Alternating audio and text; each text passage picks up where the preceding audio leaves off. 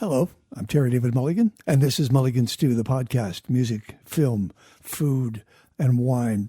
This time it's music with Sloan, specifically Jay Ferguson and Chris Murphy. They have 12 albums now. Strangely enough, the 12th album has been called, let me just check my notes, 12. They started, of course, in Nova Scotia. Spend most of their time now in Toronto. Because we live on opposite coasts, I only get to see Sloan every 1 or 2 years, 3, 4 years. I like them a lot. I like them as people. Love the music. What was their best album?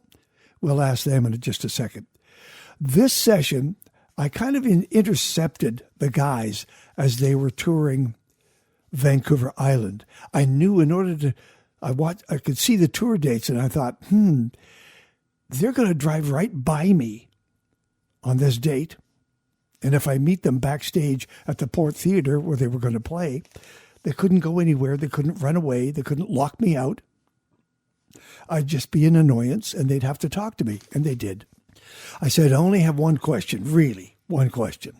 And that is, what was the greatest year in all of rock and roll? And I think I qualified it by saying not in terms of dollars or videos or whatever.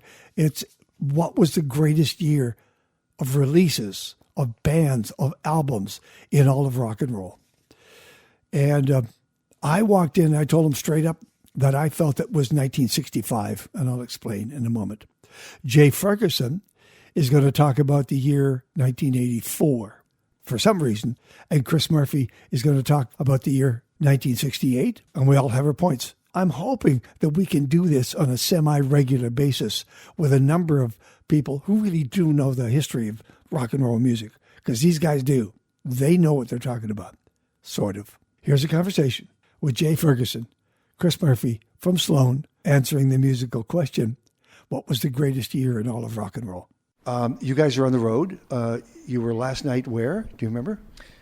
What was last night? I don't remember. We were in Campbell River. Oh, yeah. Somewhere down the Campbell River. And you drove today the island. How'd you like the drive? You know what, Terry? We have the bus, and what the bus means is we sleep through the drives, basically. Fine. Okay. Sorry. Nanaimo, any? Do you know who lives here? Do you know who the rock god is here? The rock god in Nanaimo, I don't know. Dave Reed? Probably not. Close. Oh. Dave Gogo. Dave Gogo. Blues musician. Dave Gogo. Oh, Dave Blues, Gogo. Blues guitarist of the year. Monkey Junk? Dave Gogo. Dave Gogo. From the Delta? He moved from the Delta to Nanaimo? He lives here on Gogo Mountain. That's awesome. You know what? I don't know much about blues, wine, or sports. Those are my three, the Bermuda Triangle of information. But you breathe. What's that? You breathe. You're Sure, yeah. alive and living. Yeah. Did he tell you what I wanted to talk about? You mean about the new Sloan album? No, we've already done that.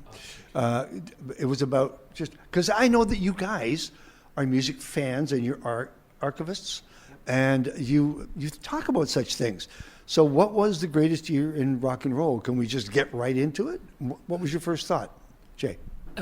My first thought was, what an outrageous question. What kind of interviewer would possibly ask me that question? Then I thought, you know what, maybe it'll be a fun discussion.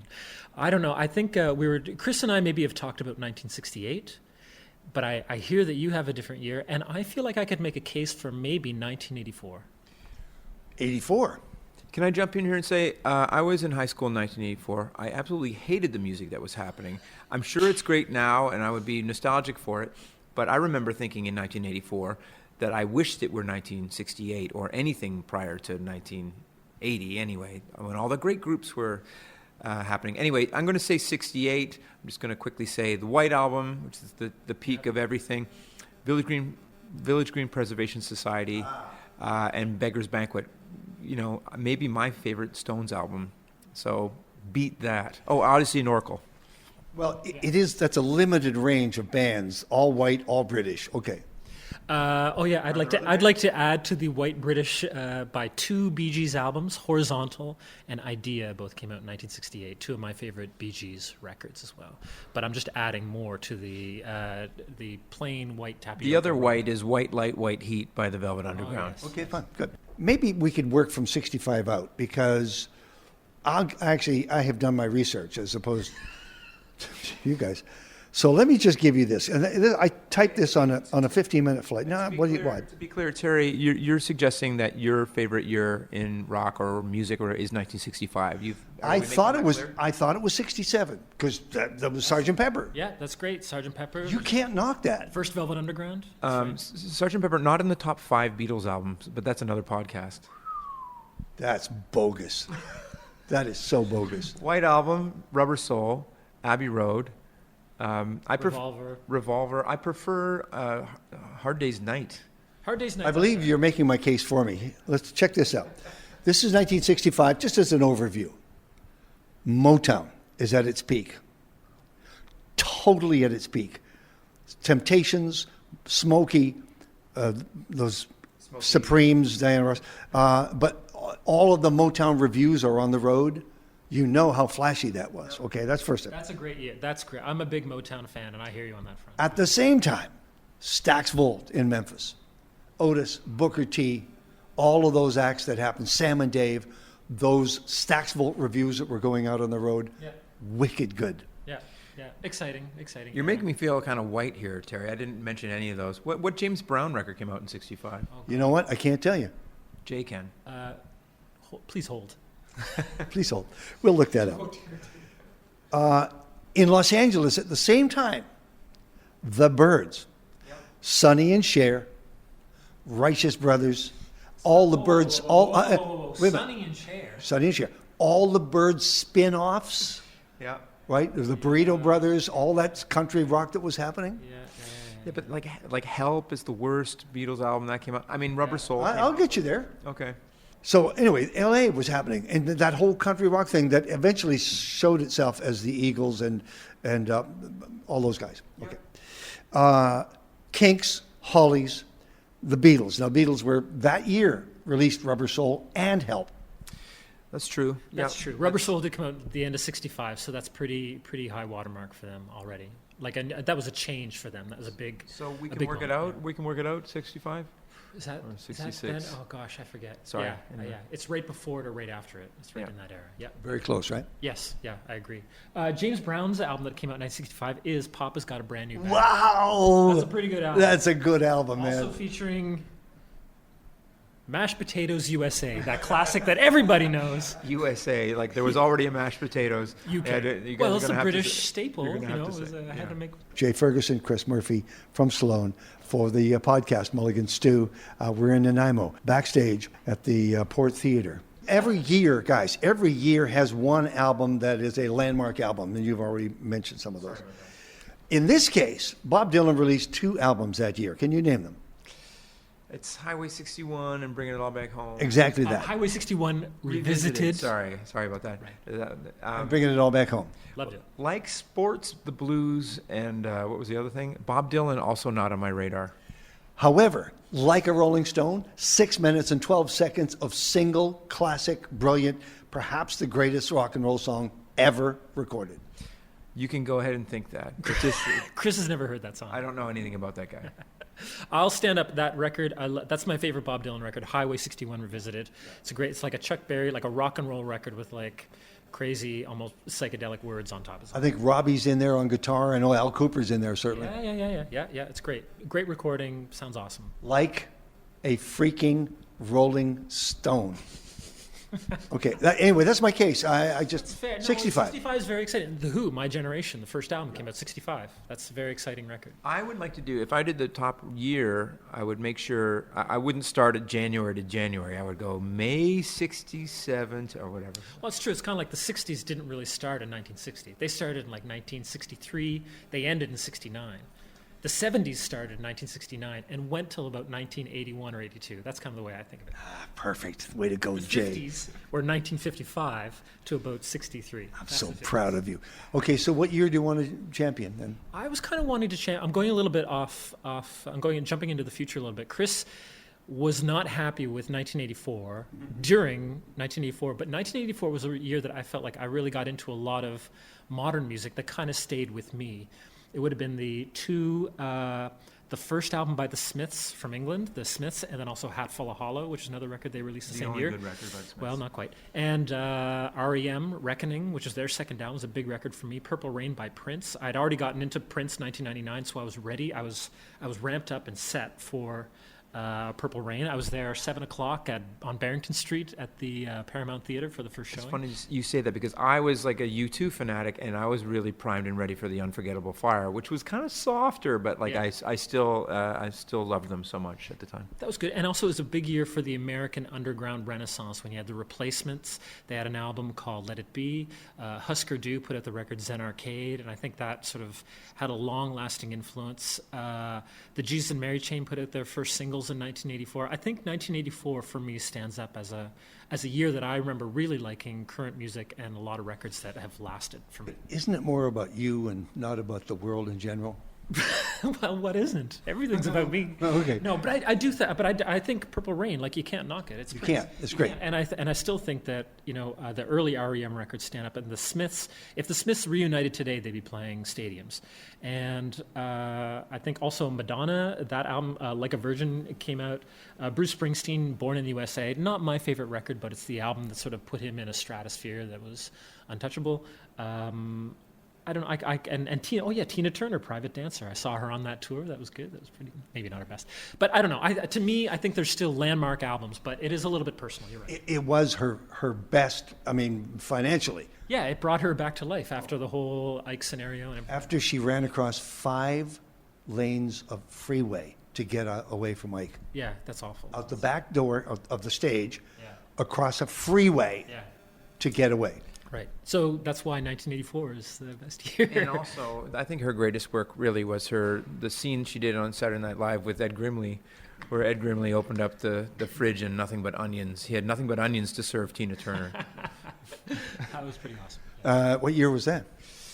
I'm imagining it was when she was at her zenith, but I don't remember. Very good.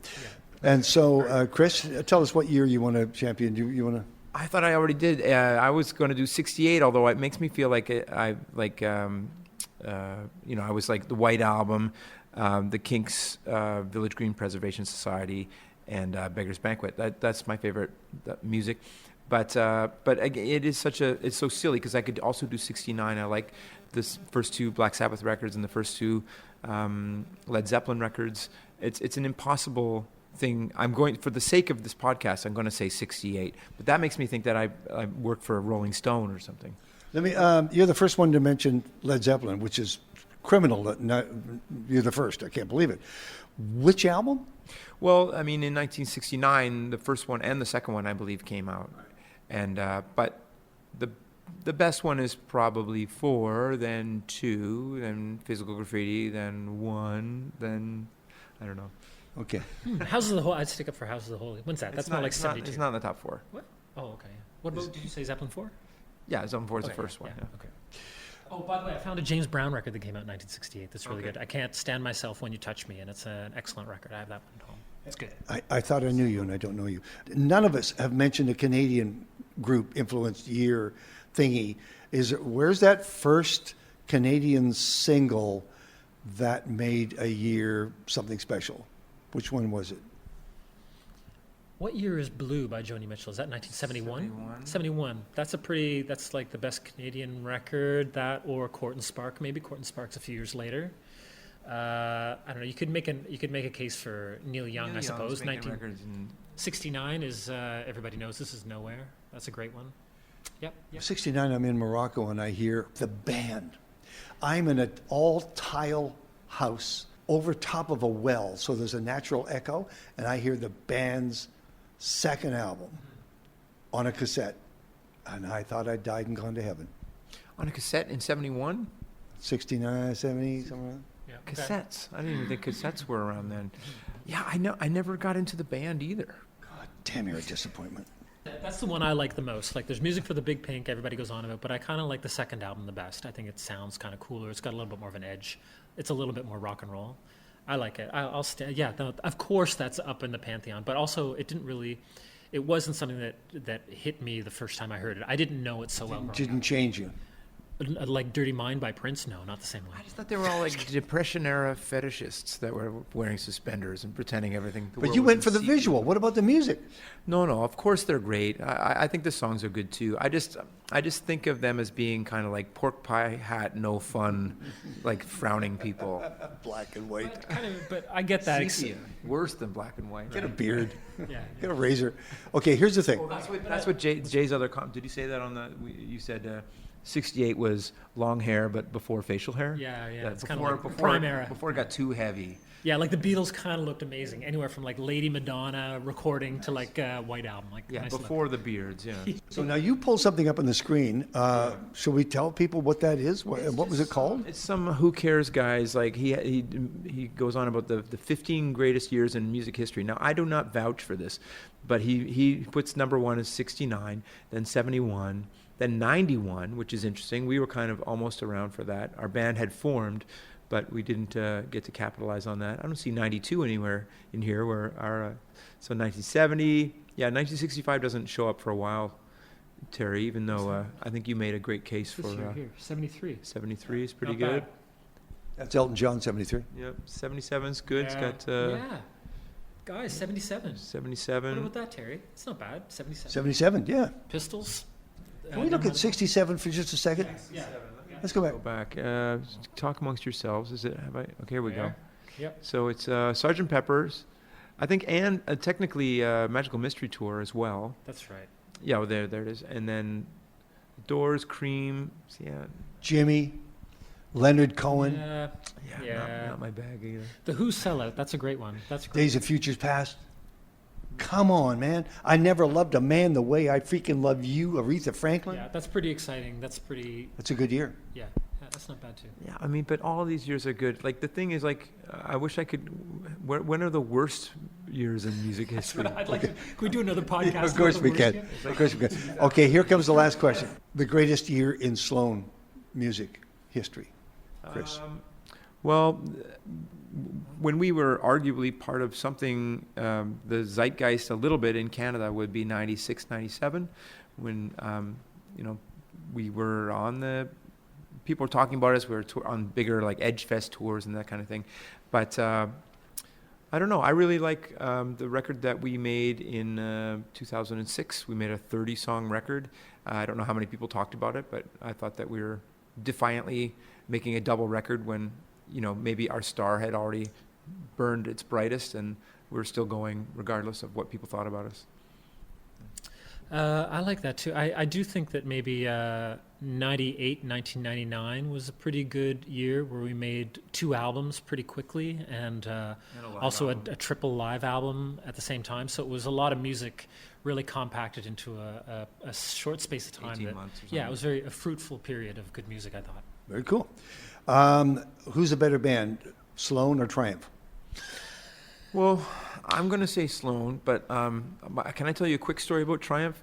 Triumph, the bass player, what's his name? Mike, what's his name? Levine was on The Price is Right because he wanted to tell his kid that he could do, if you put your mind to it, you can do anything you want. He got on The Price is Right. He made it to the final thing, and the guy said, "So what do you do for a living, Mike?" "I hear you play music." "Yeah, I play in a band called Triumph." "That's great. Spin the wheel." No head turned. No. No cheer from the I play in a band called Triumph. Okay, and I will say this in passing and from my heart. Wonderful music on 12. Absolutely, the songs struck me one after the other, like taking body blows. It was very good, and part of that body has stopped working, so it's really good to be active again. We're trying to reactivate bodies all over the world. Resuscitative rock is our new category. Yes. Have yourself a great year, and we'll continue this discussion about the worst years in rock and roll. Yes. Thank you, Terry. I'm looking forward to it. We'll be prepared. Great guys. Jay Ferguson, Chris Murphy, one half of Sloan. At the time they were touring the album 12. I thought there was some amazing truth in there. Their view of themselves is kind of harsh. They're pretty tough on themselves. However, I love Sloane's music, and I really like the people. So we're going to see if we can find other artists to have that conversation with. Thinking of Blackie and the Rodeo Kings, because those guys, they can talk rock history as well. That's what you need. People who recognize where music has been, their part in it, and where it might be going. My thanks to Jay Ferguson, Chris Murphy, and Sloan. Next week, the release of the new long-awaited and much looked forward to Joey Landreth solo album. It's coming your way. Actually, it drops Friday of this week. And then on the 27th of April, Matt Anderson, who will be in Edmonton, he'll be talking about his new album called Halfway Home by Morning. It is so soulful. It's so good.